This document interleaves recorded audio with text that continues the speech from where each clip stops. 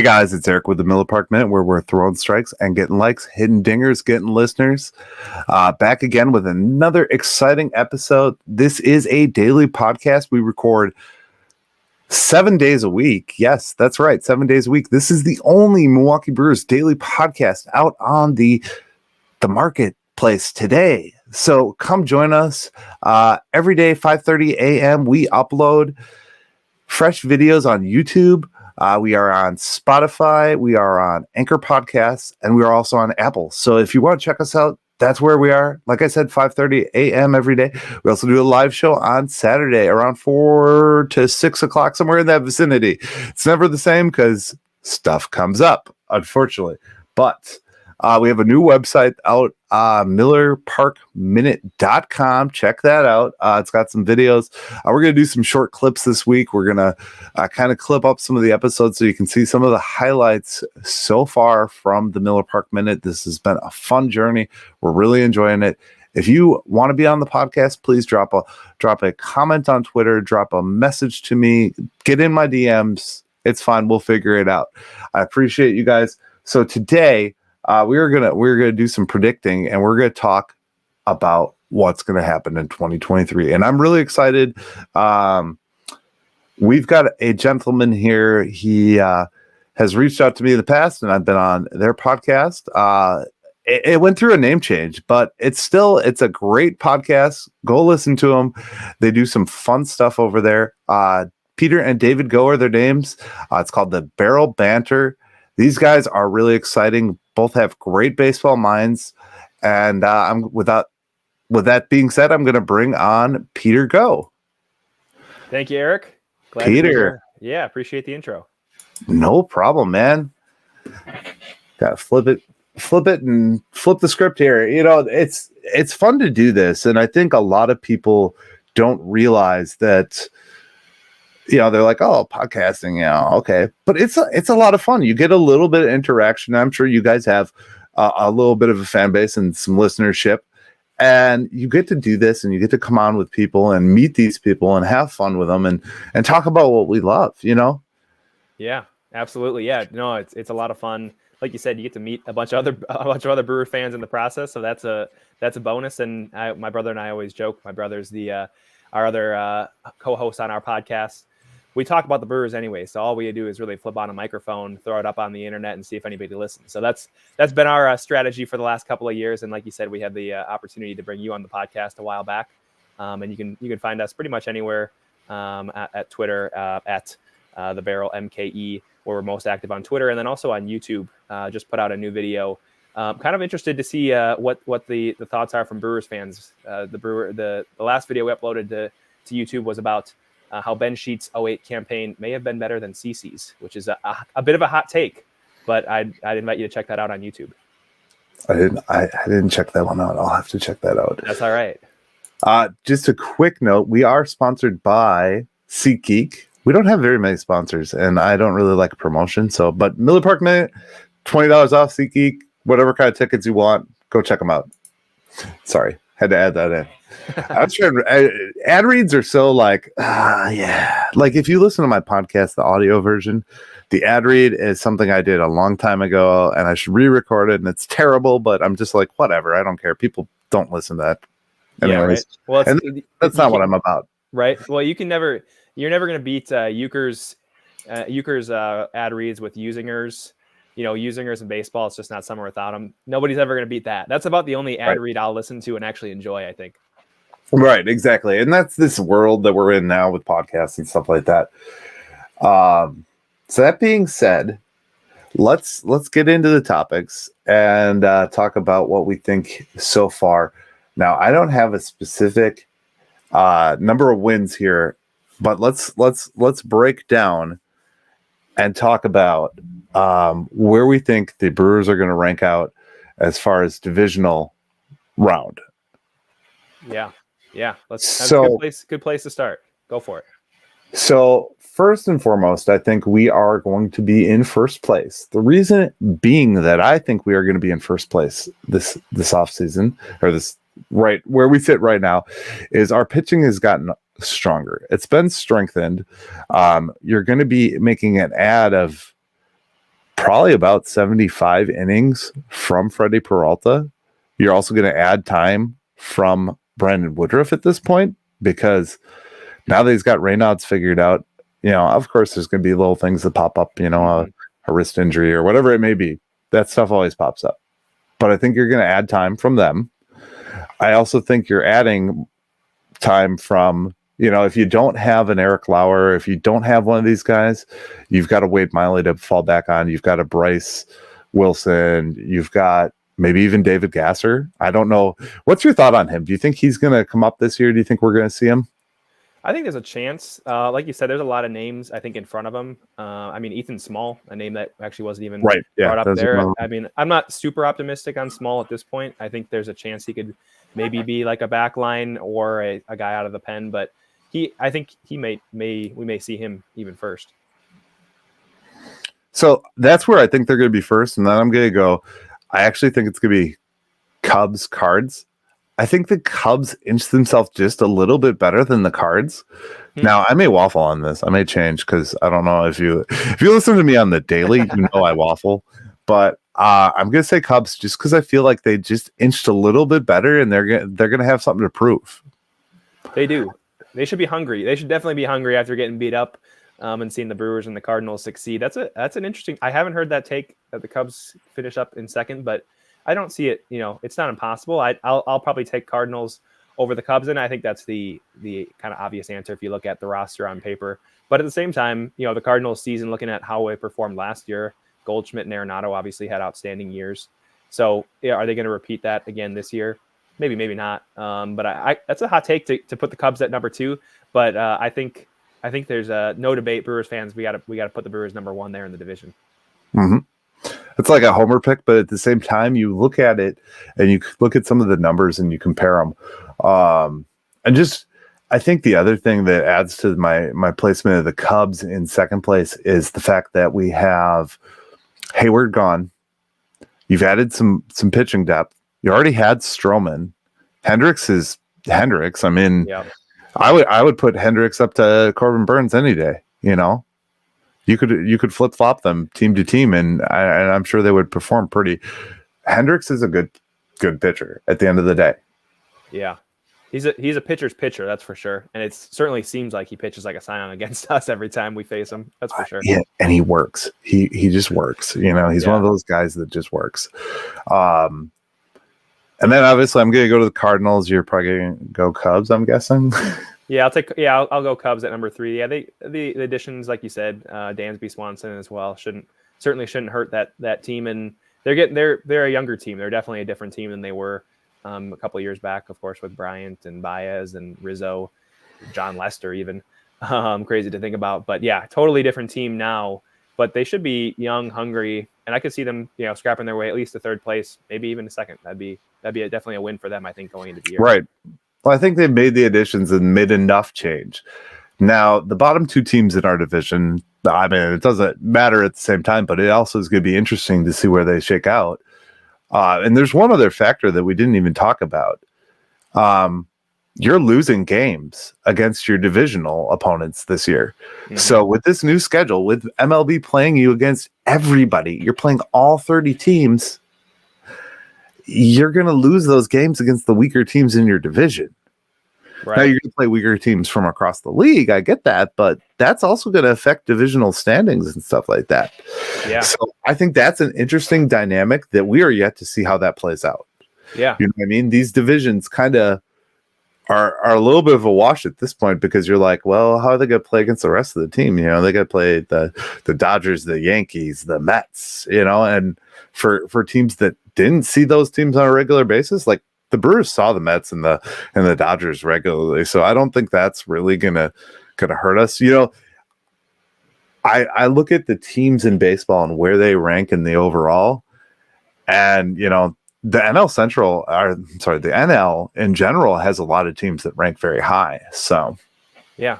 No, I think the biggest difference we'll see, and we actually did a podcast on this, was a good one that we did. David broke this down on our podcast really well. Our January 4th podcast, which was actually titled "The New Rules Will Cost the Brewers 2 to 3 Wins."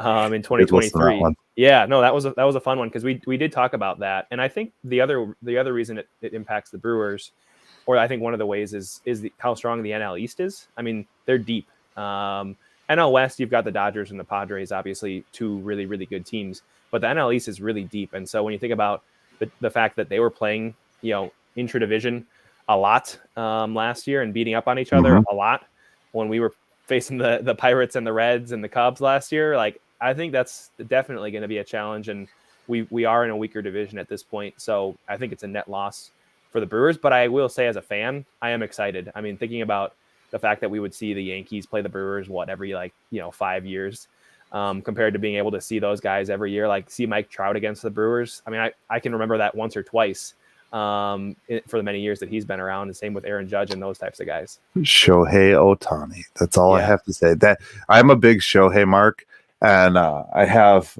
the hitting and pitching bobbleheads. Nice. I think that's the hitter one there, and then I've got a hitting and pitching picture. I bought my son, and like with a kid, you're not to that age yet, but with a kid, you like match them to what you have. My kid has this hat, has a jersey, like so that's part of fandoms once you have a kid. But yeah, I'm a big Shohei guy, and I love Shohei. And when I play the show, I usually like to try and get a game in there where I pitch his Shohei or I hit his Shohei just because it's fun. Yep. No, actually. It's funny you mentioned both two parts. One, the Shohei and the show. David and I play the show against each other once in a while, and we've never no-hit anybody. And he pitched with Shohei, no-hit me through 8 2/3. Knocked off a bloop single off of him to avoid the first hitter in a no-hitter in our history. But actually, you said no kids. I've actually got a 4-month-old myself. Oh. So he had he in the hospital. He had his Brewers baseball. We got pictures of it, so everything's all in motion, even at a young age. That's awesome. I don't know. Are we Facebook friends? Maybe add me. I don't know. I'm not sure. We'll have to check that out. There we go. That's cute. That's awesome. Yep. We'll have to figure that out. And then I think this could be my hot take of the episode. Pittsburgh is coming for 4th place. Cincinnati's going down. I could see that. Just the moves they made. They made some moves, and like that's uncharacteristic of Pittsburgh. Yeah, right. To actually get better. I mean, those two are kind of a throwaway picks, anyways. But I mean, yeah, no, that's actually who I had. I had the Pirates down as the 4th spot. Reds, the Reds are the Reds. I don't know. Like you said, in some ways, who really cares where they finish 4th and 5th? They'll be down at the bottom again, year after year. Rich Hill. They added Rich Hill. Like that was just the most obscure move. Like, oh, okay. Like Kutchin going back makes sense. Yep. But like Rich Hill? Like what? Well, my question is, why does Rich Hill want to go back, or why does he want to go to the Pirates at his point in his career? Like why sign with a team like that when you've been around for a while? Like go play for a contender or go retire. I don't know. Go play. Right. That's what I think. I mean, you look at a lot of these guys that do that go around the league. Years back, it was Fernando Rodney. Yep. He was that guy that had played everywhere. And I think Rich Hill's got like 10 plus teams under his belt at this juncture. Yeah. Yeah. I want to say, I think it was Octavio Dotel. I think he might be either first or up there. I think he had at least 13 teams. I know he's a reliever, so it's even a little bit easier than like a guy like Rich Hill at this point. But yeah, I don't know. Like Cameron had a bunch too, and he was a former Brewer. True. That's true. Yeah. Been around. Okay. So now that being said, we kind of know the lay of the land of what we think. Who do you think right now is your young talent that you are excited to see and you think is going to make the most impact so far on the 20? Like just offensive player, pitcher. Who do you think? If Aaron Ashby counts as still a young player, I'm actually optimistic on Ashby. We talked about this on our last podcast of the addition of Miley. We actually were saying how Miley's addition actually made the bullpen, we thought, better than necessarily the starting rotation, because you look at Aaron Ashby as a starter, and let's assume Wade Miley stays healthy and he can give us 70 to 100 innings, let's just say. So if Miley can get us 70 to 100 innings as a starter, I think Ashby as a starter and Miley as a starter, they're not super different as far as the output that they would probably have, But you think about a guy like Ashby to be able to use as a weapon that Council can use in the bullpen, and I think that's really valuable. Whether they use him as kind of the OG Josh Hader swingman role where he's throwing like a couple high leverage innings, maybe in the 5th, 6th, and 7th, or maybe they even sink him into a more like traditional, 6th, 7th inning role, and then you've got Matt Bush and Devin Williams. Like I think that the Wade Miley addition really bolstered the bullpen, and I'm excited to see Ashby in that kind of that hybrid role. I think he could have a big breakout year this year. Well, and as we know, we have been notorious to do that. Yeah. One of the things that the Brewers have done, and you saw it out of the career of Corbin Burns. They used him more relief. They've even used Freddie in relief coming back from injury. Yeah. So I think that's definitely good to see, and I think that's exactly what the Wade Miley move was. You can put a veteran in there and trust them. And I've said this for years. I've been like, oh, add a veteran, because that way, you can work that veteran in along with the other guys and the guys that you want to come up and get more time, but you don't want to put them into a high leverage game necessarily. You can put them in for 4 or 5 innings if your starter doesn't go, Right. Or you put them in a high leverage game, face one batter, you take them out and put Brandon Woodruff in. That works too.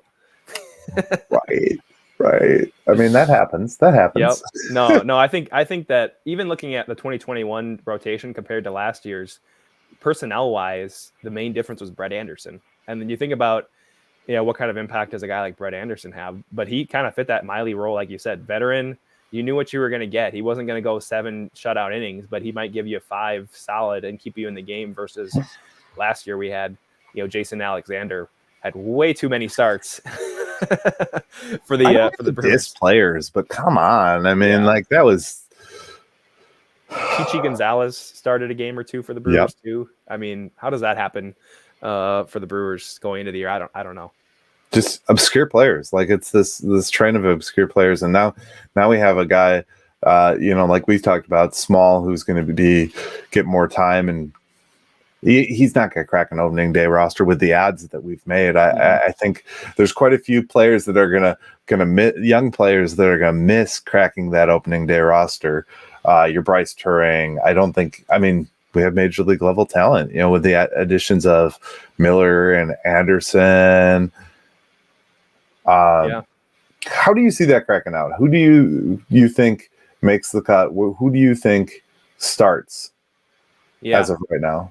That's a great question. Yeah, there's, like you said, there's a lot of, the Brewers in the infield overall, pretty common theme we've seen in the David Stearns era, and obviously now moving past Stearns, but quantity over quality sometimes. I think the Brewers kind of did in the infield, where they said we're not going to replace Colton Wong with one player, but if we can get Owen Miller, Abraham Toro, maybe Mike Brasso has another solid year, and we have Bryce Turang knocking on the door as well. And you combine those guys, maybe you can combine for a season like Colton Wong out of those guys. And so I think how it might shake out is I think Turang's a safer bet to make the opening day roster. I think it's likely that he does.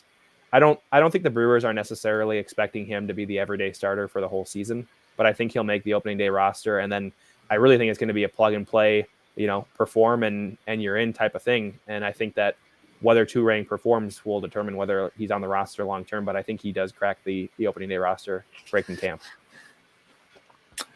Do you feel like, I'm looking at this too, and I've read a lot. I'm very well read, unfortunately. Do you think the fact that some of these guys, your Kestens, I was trying to look for it, Brewer Fanatic, I don't know if you're a member over there, but go check them out. They've got forums and everything and great articles, a lot of fan related content, and you can interact. So Brewer Fanatic is my little plug.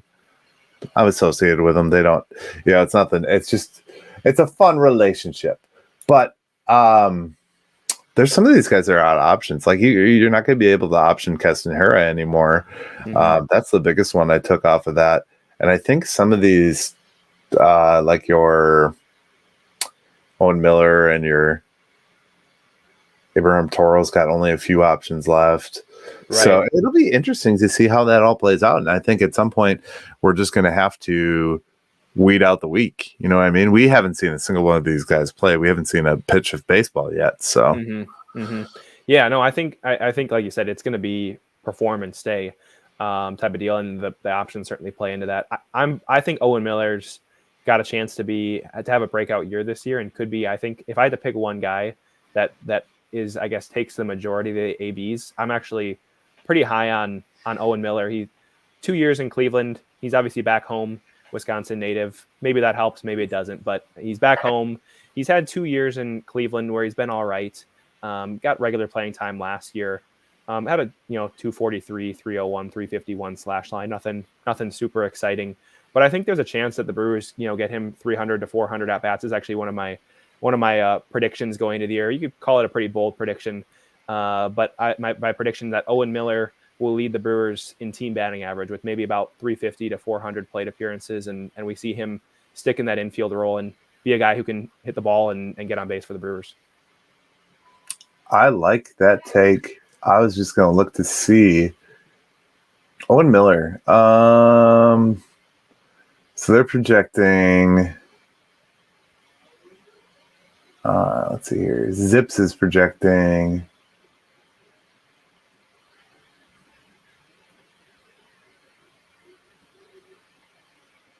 Similar. Wow. Similar batting. I mean, they really are. They're saying he's going to get some at bats, which is kind of interesting to me. Yeah. Saying about 234, 291, 350. Wow. Okay. Yeah. Okay. All right. I could see it happening, and even actually, I was actually looking at Baseball Reference while you were pulling that up too.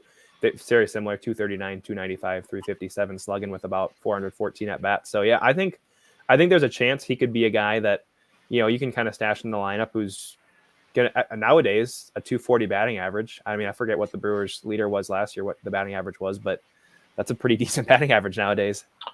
I know it was Renfroe, and then I think Colton was after that, and then there was talk that if you had Contreras would have been our best hitter last year. So yep.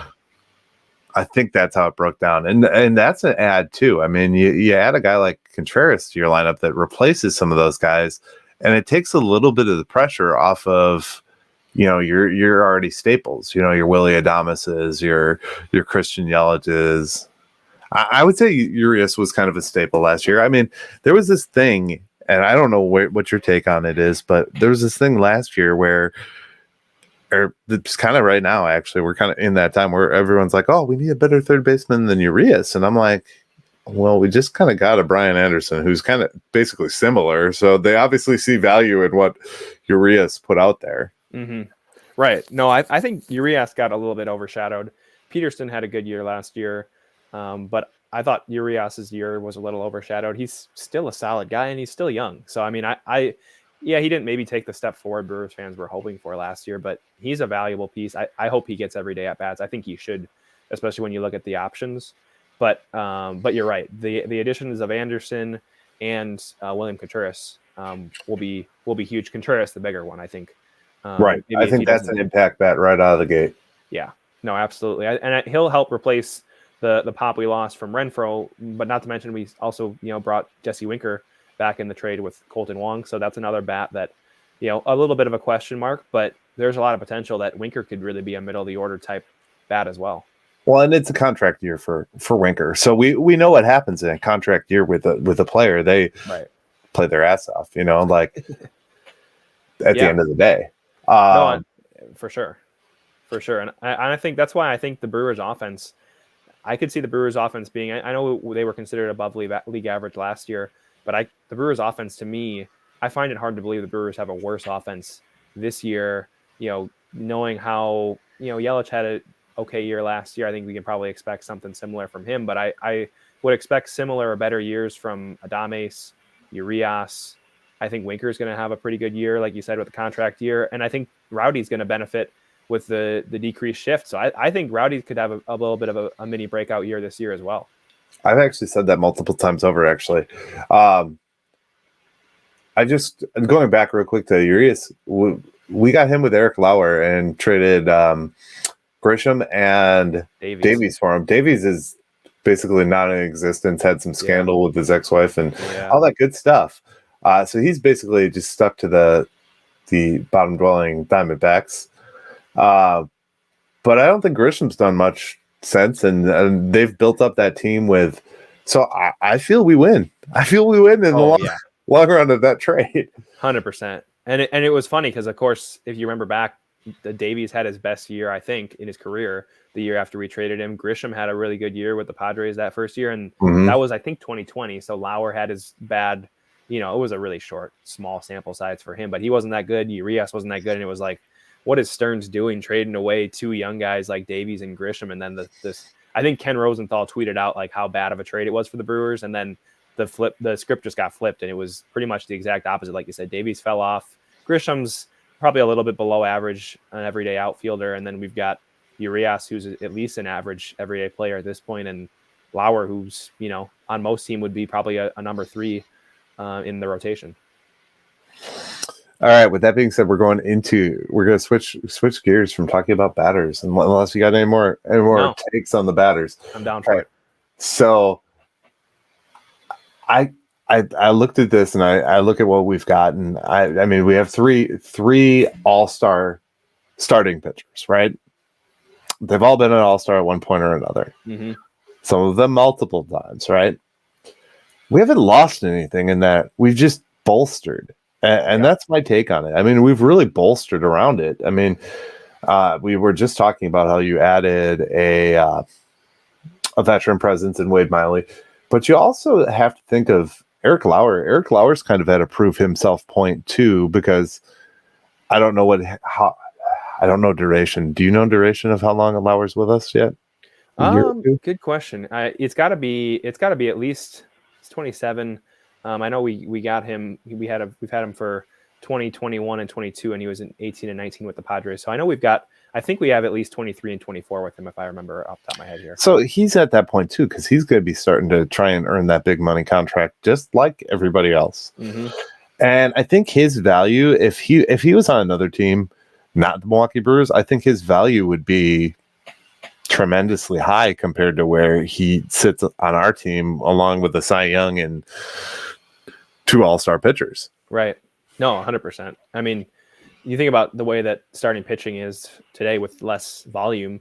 Last year, he threw 158 innings with a 3.69 ERA, and Brewers fans I don't even think really necessarily appreciated the year that he really had, because I mean, for one thing, he had a 3.19 ERA the year before in less innings, but we had, of course, Cy Young winner Burns at the top of the rotation. Woodruff, especially second half, Woodruff was about as good as Burns or better in the second half, and then when Freddie was healthy, which wasn't much last year, of course, we have him. So yeah, Lauer gets overshadowed, but he would be, this was even on the podcast, I was saying, think back to like every Brewers rotation that we've had, like where would Eric Lauer fit in just about any rotation? And he's probably our number 1 starter in some rotations, and probably a number 2 starter on just about every Brewers team besides, these last couple of years.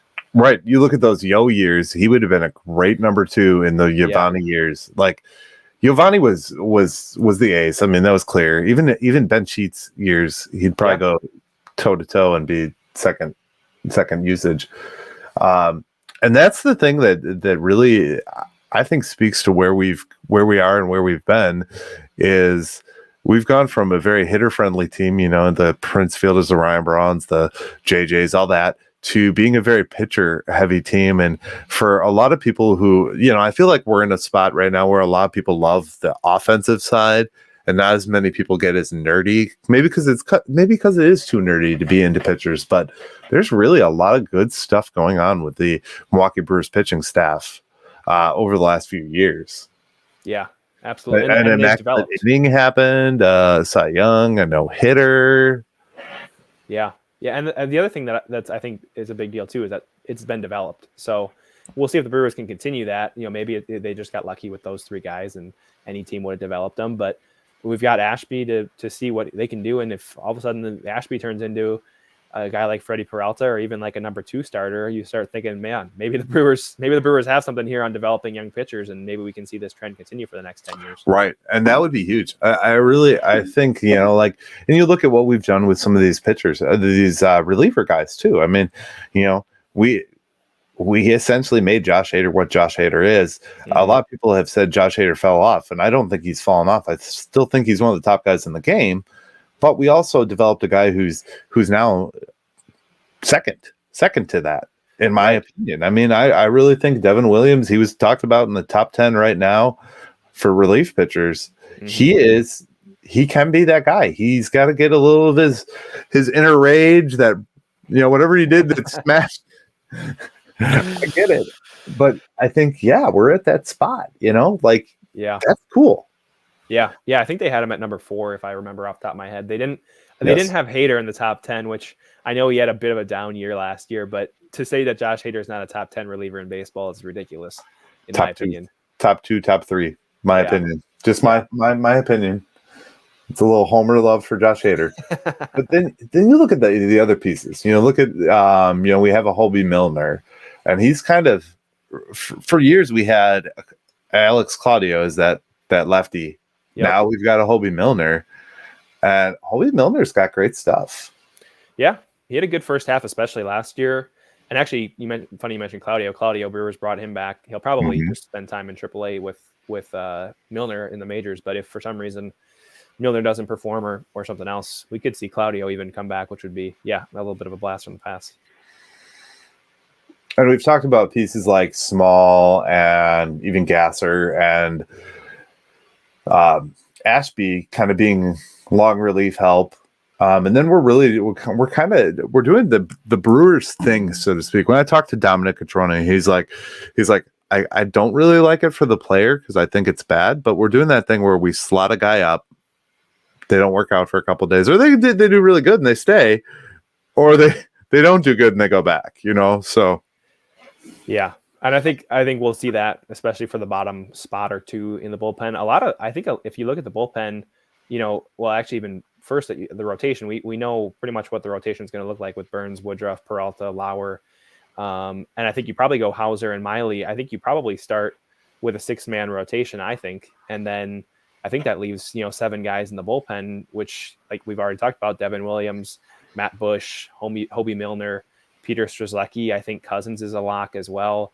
So that really gives us 5, or Ashby. I'm forgetting Ashby. So that's really like 6 guys. I'm really only seeing one potential bullpen spot for the likes of, Bryce Wilson, Jansen Junk, maybe throw Ethan Small in there, Javi Guerra, Gus Varland, who we picked up in the Rule 5 draft.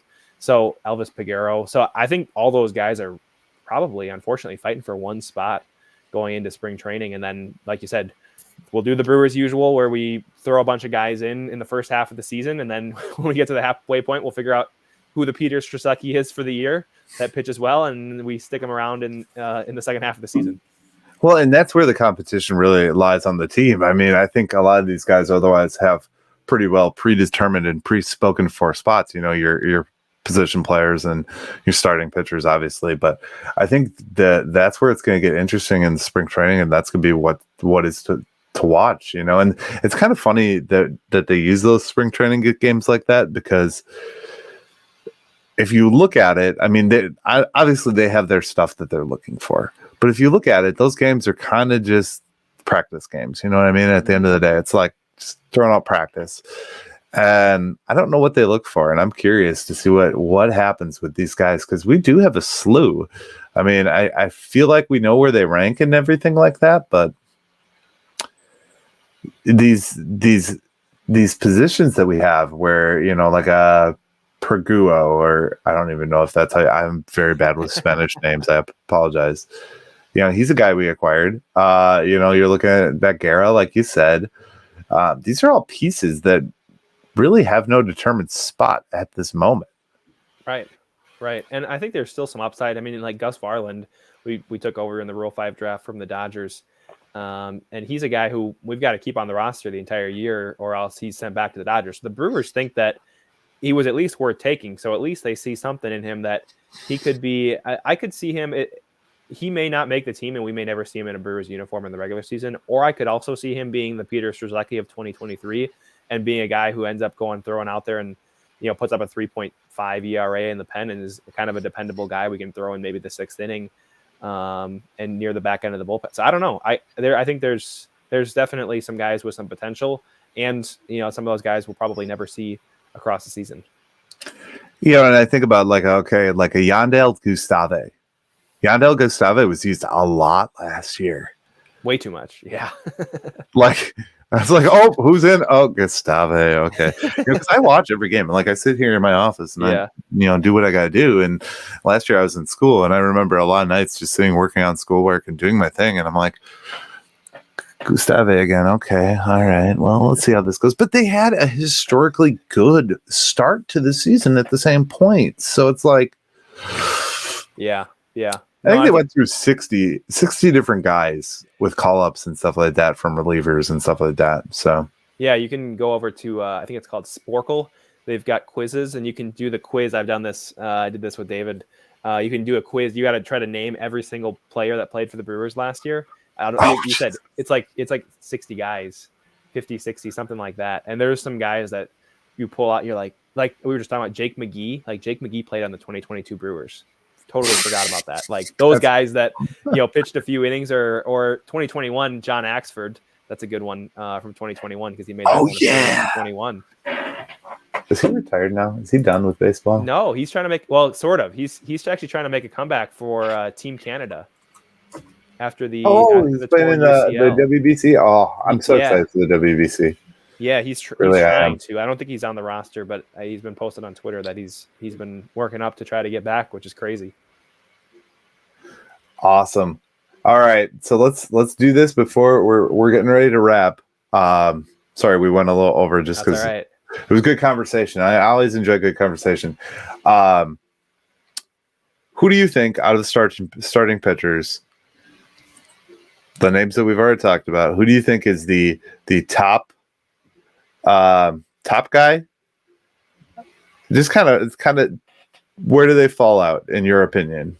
Sure. Whether it be Burns being tops, most wins, whatever accolades you want to throw along there. Sure. I think Burns and Woodruff, I see them both, as long as they stay healthy, I think both of them receive some Cy Young votes. I won't go as far to say either win it, but I think both of them get some Cy Young votes. Burns probably leads the team in ERA and strikeouts again. Maybe Woodruff leads them in wins. And I think Freddie, comes back for a strong year next year as well. So I think those are no question, obviously the top three guys. And then I think Lauer puts up a similar year that he put up last year, which, like we talked about, is super valuable. And I do think Wade Miley might put up another. It was 2018, I think it was the year that his best year with the Brewers. I think he could put up maybe not quite that type of year, but I could see him going 70 to 100 innings as long as he stays healthy. He's going to be really valuable, and I think he's underrated both in helping the rotation and, like I mentioned, Aaron Ashby in the pen. I think is on a direct reason from the Miley acquisition. And worst case scenario, if these guys fall out, we've got a slew of guys that can start. And I agree with you there. I think Corbin and Brennan are going to be toe and toe with wins. I think Corbin's going to get more innings because I just think he has that ability. I think we'll see Peralta sneak into that category with innings. I don't think he'll quite get past that. I don't think he'll get to that 200 threshold, but I think we see him sneaking into the 150 category with just how he's played and his that inner athlete. You know what I mean? When you see him out there with the determination, posting those videos on Instagram, doing everything he can to be that player, I think we'll see him step it up huge. Yeah. And then we'll have role players. And then we'll have your Eric Lauers will quietly get 120, 130, maybe 150 innings of quality baseball. Yeah. Yeah. No, I agree. I agree. I think Peralta might be a little bit of the X factor because I think we know we're going to get probably really elite starting pitching from the top two. And I think Peralta, he had the injury-ridden year last year, outstanding 2021. Maybe he doesn't put up a 2021 season like a 2.8 ERA, but if he can throw, like you said, 150 to 170 innings with an ERA, low threes, I think that's a huge step forward just to get a little bit more volume out of him. And I mean, if the Brewers rotation stays healthy, and we talked about the offense being still above average, the Brewers could definitely make some noise this year. I 100% agree with that. So that being said, we are going to wrap. So stay with me here for a second, but we're going to wrap this episode. I appreciate the conversation. Peter, give them your spots. Where do you primarily source your podcast? Yeah. So you can find us. You mean as far as where you can find the podcast, or where we pull our? Yeah. What's the handles for everything? Where are you located? Where can they grab your content? Yeah, appreciate that. So most active on Twitter, like I said earlier. You can find us at Twitter, The Barrel, at The Barrel MKE. You can find us on YouTube at The Barrel, and podcasts pretty much everywhere. We're a weekly podcast during the season. In the off season, we'll sometimes go every 2 weeks. We'll kind of mix it up. And I mentioned last couple of good podcasts talking about, like I said, Ashby's season based off of Miley. Talked about some of the rule changes and how that could impact the Brewers.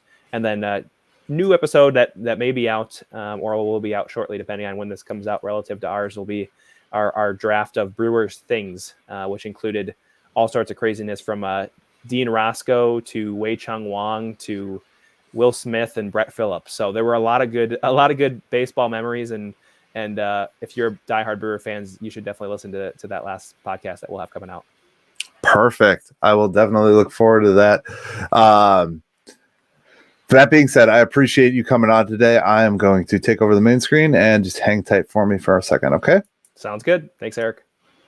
All right, guys, this has been the Miller Park Minute. That was Peter of the Barrel Banter. Peter and David are excellent podcasters. Go listen, drop a subscribe, rate, review, do all the things that you would do for me, for them. I appreciate it. They're more people in this space, the better. And that's what we aim to do here at the Miller Park Minute. It's all about conversation. You can check us out daily. 5:30 a.m. is upload time if you are up that early. Also, go over to the new webpage, drop some comments. We got lots to look at there. You can join us on Facebook, the Miller Park Minute and the Milwaukee Brewers. You can also join me on Twitter, Miller Minute, also over on Instagram. Keep up with what we got going on. We got a lot going on. There's going to be some interviews this week.